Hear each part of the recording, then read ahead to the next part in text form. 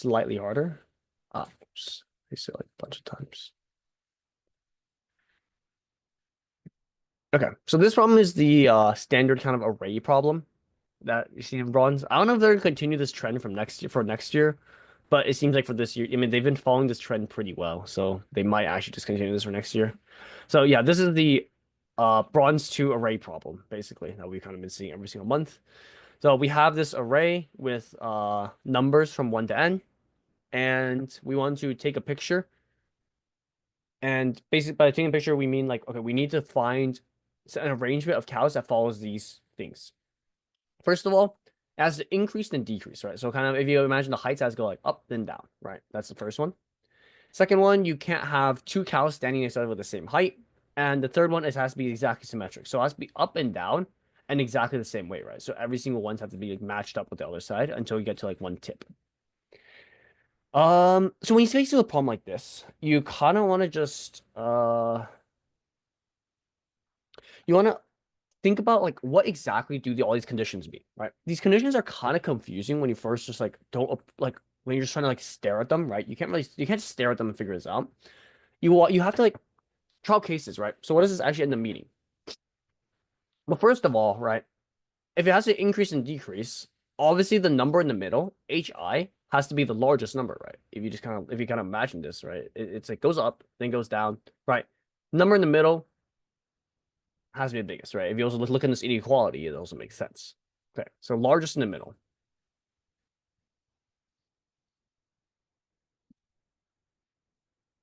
That comes in the first one. Second of all, you can't have any cows next to each other the same height. So that means it has to like strictly go up, then strictly go down, right? And nothing can be equal. It can't be like this, you know, it can't like slowly go up. It has to just be strictly up, strictly down. Right. And second of all, last of all, it has to be symmetric. So what this means is that, okay, so when we have one number, we must have another number to pair it up with. We can't have like any one occurrence of a number. There has to be two, right? So 2 occurrences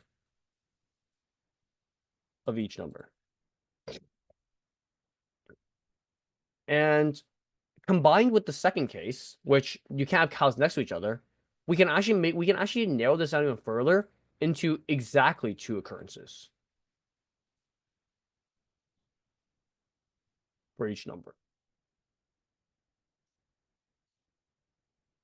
Right. And the reason this is because, you know, so first of all, if we don't have 2 numbers, right, then we'll have a number on the one side and it can't be paired up with a number on the other side. And this is like this doesn't fulfill a symmetric one, right? But let's say we have like more than 2 numbers, right? We have one number here paired up with another number here. Then we need like let's see if we can fit another one of these numbers in.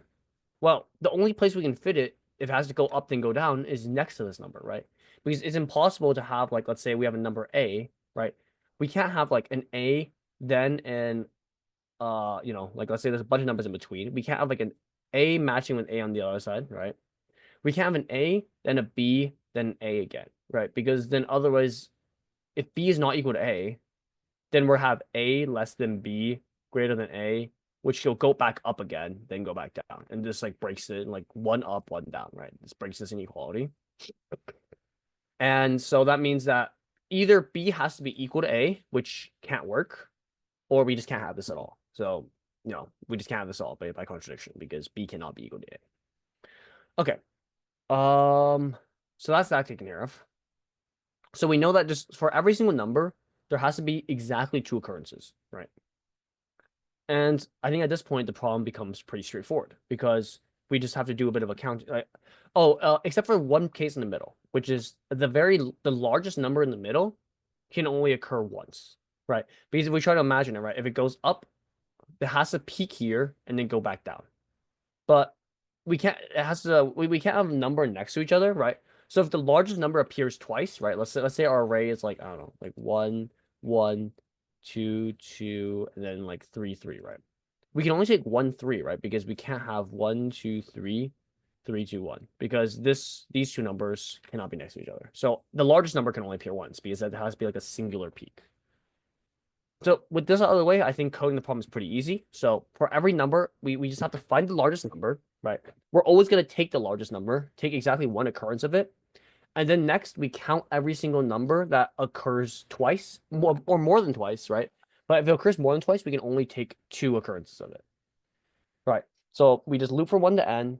The way I'll implement this is like, since we know all the numbers fall in the interval from 1 to n, we can just have a counter array, right? So for every single one of these heights, count how many times they appear.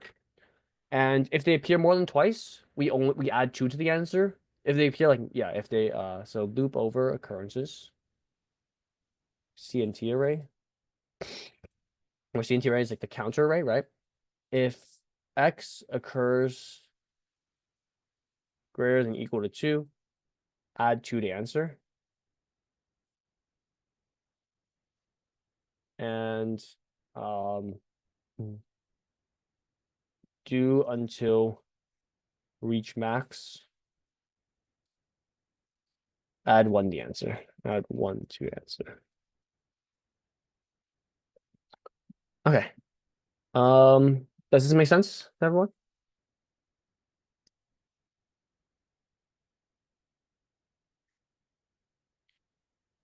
Any questions?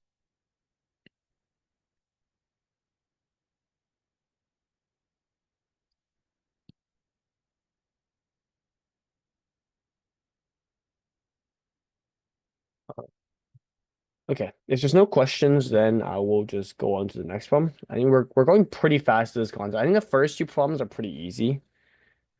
The third one is pretty hard, honestly. I'll spend a bit more time on this one.